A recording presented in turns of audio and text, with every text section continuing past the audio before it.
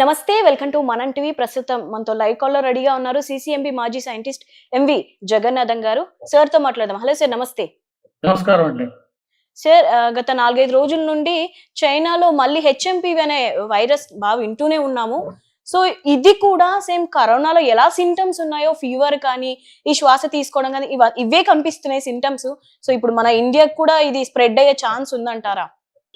ఇది గత వారం రోజులుగా మీరన్నట్టుగా హ్యూమన్ మెటా న్యూమో వైరస్ ఇది ఒక కొత్త వైరస్ అండి.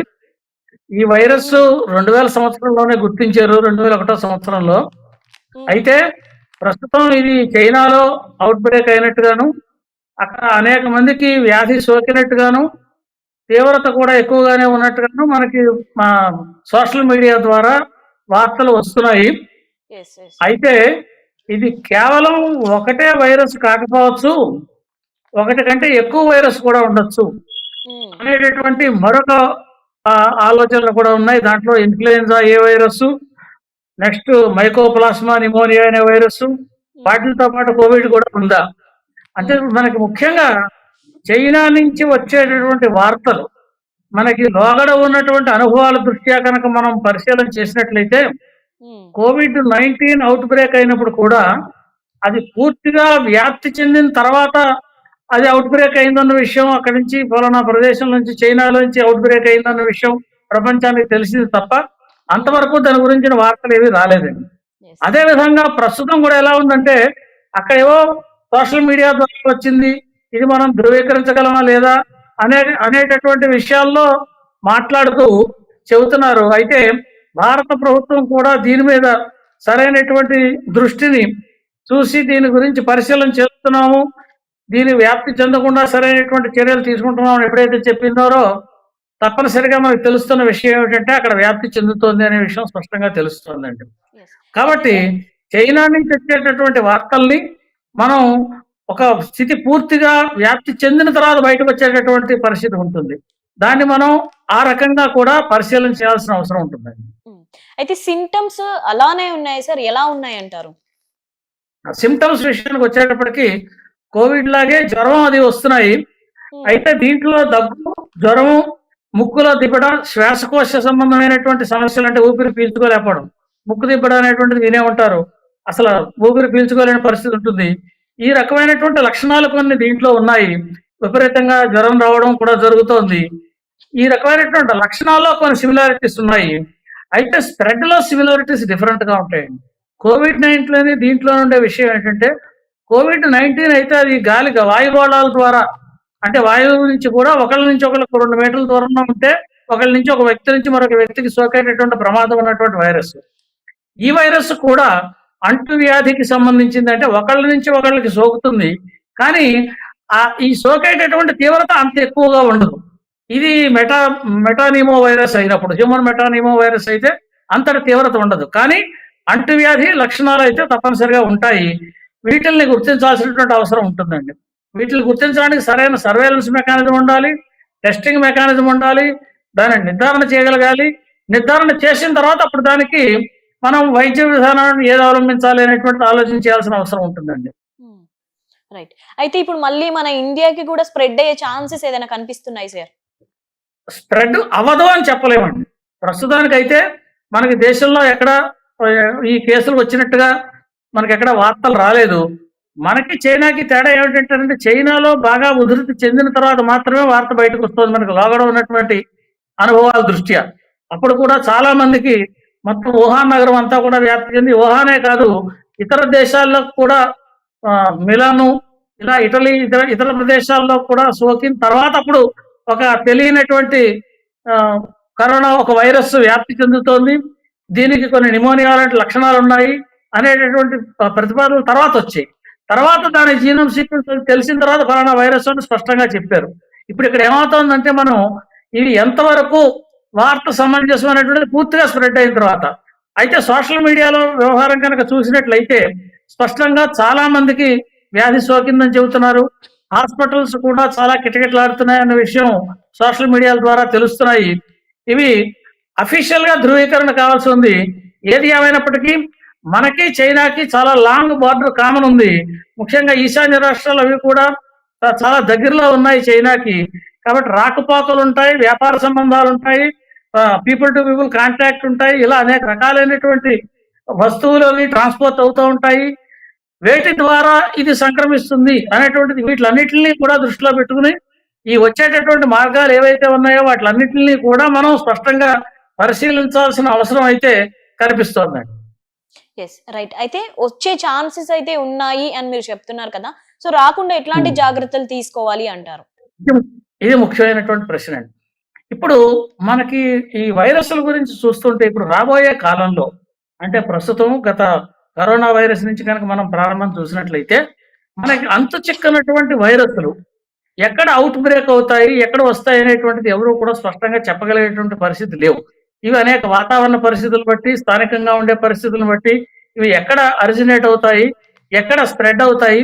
కాబట్టి మనం స్పష్టంగా చేయాల్సినటువంటి పని ఏమిటంటే ఈ వైరస్లకు సంబంధించినటువంటి అంటువ్యాధులకు సంబంధించినటువంటి ప్రత్యేకించి పరిశోధనలు కేంద్ర రాష్ట్ర ప్రభుత్వాలు సరైన కేంద్రాల ద్వారా ముందుగానే చేయాల్సినటువంటి అవసరం వస్తుంది. ఎందుకంటే ఒక్కసారిగా కరోనా లాంటి వైరస్ లేదా ఇతరత్ర ఏదైనా వైరస్ ఒకసారి అవుట్ బ్రేక్ అయింది, అనేక మందికి వ్యాప్తి చెందింది అని వస్తే అటువంటి వాటిని నిగ్రహించడం కష్టం అవుతుంది. కాబట్టి వీటిని గుర్తించడానికి ముందుగానే వీటి మీద పరిశోధనలు పెంచాల్సినటువంటి అవసరం ఉంది. వీటిని గుర్తించడానికి సరిపడా మనకి ఏవేవి టెస్టింగ్ అవసరం అవుతాయి, వీటిని ఏ రకమైనటువంటి టెస్టుల ద్వారా వీటిని నిర్ధారణ చేయగలుగుతాము అనేటటువంటి విషయాల మీద పరిశోధనలు చేస్తే వీటిని తెలుసుకునేటువంటి అవకాశం ఉంటుంది. కొంచెం ముందు చూపుతో చేయాల్సినటువంటి పని. ఇది ఒక ముఖ్యమైనటువంటి విషయం. రెండవది, ఆల్రెడీ ఇప్పుడు మీరు అడిగినట్టుగా కొన్ని వైరస్లు మన పక్కనే మన మన సమీప పక్కన ఉండేటువంటి దేశంలోనే అనేక వైరస్లు ఉన్నాయి. ఇది ఏ వైరస్ అటాక్ చేసింది, ఏ వైరస్ వ్యాప్తి చెందింది అనేటువంటిది కూడా స్పష్టంగా చెప్పలేని పరిస్థితి. ఎందుకంటే ఇన్ఫ్లుయెన్జా ఏ చెబుతున్నారు, మైక్రోప్లాస్మా నిమోనియా చెబుతున్నారు, COVID-19 కూడా లేదు అని నేను రూల్ అవుట్ చేయట్లేదు. దీంతో పాటుగా హ్యూమన్ మెటానిమో వైరస్ అనేటువంటి వైరస్ కూడా ఉంది. ఇది మేజర్ అయి ఉండొచ్చు, ఒక మేజర్ వైరస్, మిగతా ఇతర వైరస్లు. కాబట్టి వైరస్ ఏమిటి అనేది మనకు పూర్తిగా నిర్ధారణ కాలేదు. కేవలం నిమోనియా లక్షణాలు లాంటి లక్షణాలు ఉన్నాయనేటువంటి ఒక విషయం చెబుతున్నారు. ప్రమాదకారిగా ఉంది, అనేక మంది హాస్పిటల్స్ లో చేరారని చెబుతున్నారు. ఇటువంటివి వచ్చినప్పుడు మనం దానికి ప్రిపేర్ అయి ఉండాలి. అంటే మన హాస్పిటల్స్ లో కూడా అప్రమత్తతను పెంచి అవసరమైనటువంటి ఆక్సిజన్ సిలిండర్స్ వాటిని కూడా అప్రమత్తంగా ఉండించుకుని కొన్ని ఐసోలేషన్ వార్డ్స్ కూడా అవసరమైతే ఏర్పాటు చేసుకుని కొంత ప్రిపేర్డ్ గా ఉంటే మంచిది. ఎందుకంటే ఈ వైరస్ అటాక్ అయిన తర్వాత వెంటనే దీనికి లక్షణాలు కనిపించవండి. వైరస్ అటాక్ అవుతుంది, ఒక 3-4 రోజుల తర్వాత లక్షణాలు ఒక్కొక్కటిగా బయటపడతాయి. అంటే ఏమిటి, 3 రోజుల ద్వారా ఒక వైరస్ ఒక మనిషిలో ఉంది. ఆ మనిషి ఎంతమందిని కలిశాడు ఈ 3 రోజుల్లోనూ, అది ఒక కుటుంబంలో కావచ్చు లేదా అవుట్ సైడ్ పబ్లిక్ ప్లేస్ లో కావచ్చు.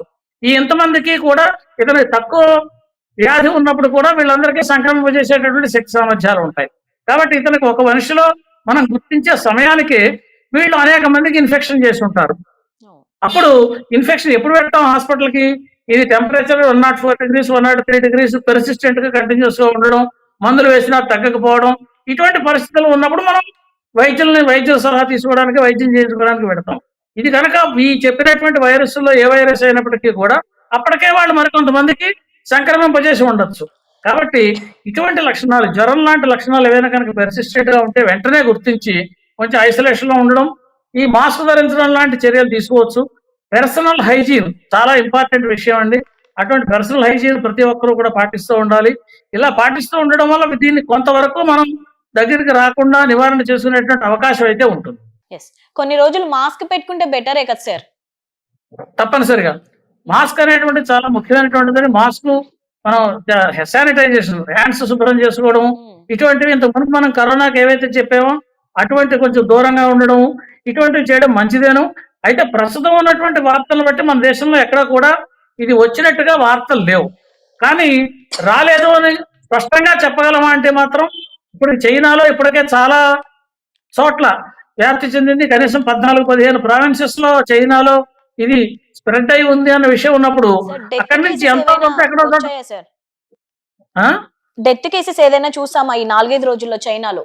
ఉన్నాయని చెబుతున్నారండి. ఇవి ఊహాగానాలో నిర్ధారణ ఇవ్వండి. చైనా నుంచి వచ్చే వార్తలు మనకి ఎలా ఉంటాయంటే పూర్తిగా అఫీషియల్ గా నిర్ధారణ అయితే కానీ చెప్పలేమండి.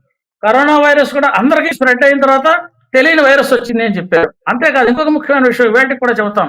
ఇవాళకి కూడా మనకి చైనా నుంచి తెలియని విషయం ఏంటంటే కరోనా వైరస్ ఆరిజిన్ ఏమిటి అని. అది హాస్పిటల్లోంచి, అది మన మార్కెట్‌లోంచి వచ్చిందా? లేదా లాబొరేటరీలోంచి లీక్ అయ్యి బయటకు వచ్చిందా? ఈ విషయం ఇంతవరకు శాస్త్రీయంగా ఇదమద్ధంగా నిరూపణ కాలేదు. అంటే వాళ్ళు పూర్తిగా మనకి చెబితే గాని, వాళ్ళ పరిశోధన విషయాలు వెల్లడిస్తే గాని తెలిసే అవకాశం లేదు.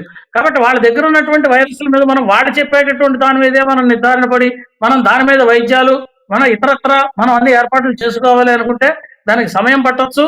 దానివల్ల ఒక్కోసారి వాళ్ళ మీదే మనం డిపెండ్ అయ్యి ఉండాల్సినటువంటి అవసరం కూడా రావచ్చు.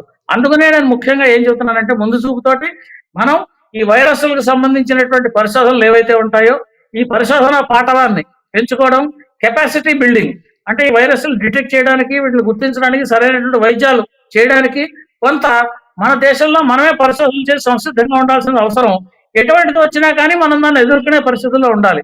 కరోనా మనకు ఆ రకమైనటువంటి అనుభవాన్ని ఇచ్చింది. కరోనాకు వచ్చినటువంటి అనుభవం ద్వారా మన దేశంలో మనం ఏకంగా 140 కోట్ల మంది జనాభాకి అందరికీ 2 డోసులు ఉచితంగా మన ప్రభుత్వం నరేంద్ర మోడీ గారి నేతృత్వంలో ఉన్న ప్రభుత్వం అందరికీ ఉచితంగా టీకాలను పంపిణీ చేసి పెద్ద విపత్తుని నుంచి దేశాన్ని బయటపడేశారు. ఇటువంటి పరిస్థితి మనకి పునరావృతం కాదు అని మనం చెప్పలేము. ఎందుకంటే రాబోయే కాలంలో ఇటువంటి ఇన్ఫెక్షన్స్ డిసీజెస్ పెరిగే అవకాశాలు ఎక్కువగా కనిపిస్తున్నాయి. అందుకని ఈ రంగంలో పరిశోధనలు చేస్తే మనం ఆత్మనిర్భర్ భారత్ అని ఏదైతే చెబుతున్నామో వ్యాక్సిన్ లో మనం దాన్ని సాధించాం. రాబోయే కాలంలో ఇటువంటి వాటిని గుర్తించడానికి కూడా వాళ్ళు ఫలానా వైరస్ అని వాళ్ళు చెప్పేదాకా మనం వెయిట్ చేయకుండా ఒకవేళ వాళ్ళ దగ్గర నుంచే వచ్చినా కూడా వాళ్ళ దగ్గర ఇన్ఫర్మేషన్ ఇస్తే కానీ మనకు తెలియని పరిస్థితుల్లో మనం ఉండకూడదు. కాబట్టి దాన్ని గుర్తించగలిగినటువంటి ప్రజ్ఞా పాఠవాలని మనమే పెంపొందించుకుంటే, సరైనటువంటి వ్యవస్థలను ఏర్పాటు చేసుకుంటే వాళ్ళు ఏ రకంగా వచ్చినప్పటికీ కూడా మనం నిగ్రహించుకోవడానికి చాలా ఆస్కారం ఉంటుంది. లేదా వాళ్ళు ఇచ్చే ఇన్ఫర్మేషన్ మనం డిపెండ్ అవ్వాలంటే మాత్రం ఆ ఇన్ఫర్మేషన్ రావడానికి చాలా సమయం పడుతుంది. ఇందాక నేను చెప్పినట్టు ఆరిజిన్ కి సంబంధించిన ఇన్ఫర్మేషనే లేదు. అటువంటి పరిస్థితుల్లో అక్కడి నుంచి ఇన్ఫర్మేషన్ ఆశించడం అనేటువంటిది చాలా కష్టమైనటువంటి విషయం. కాబట్టి మనమే దాని గురించి పూర్తిగా తెలుసుకునే పరిస్థితి మనం మన దేశంలో ఏర్పాటు చేసుకోవాల్సిన పరిస్థితి అయితే స్పష్టంగా కనిపిస్తోంది. Right sir. Thank you sir. Thank you.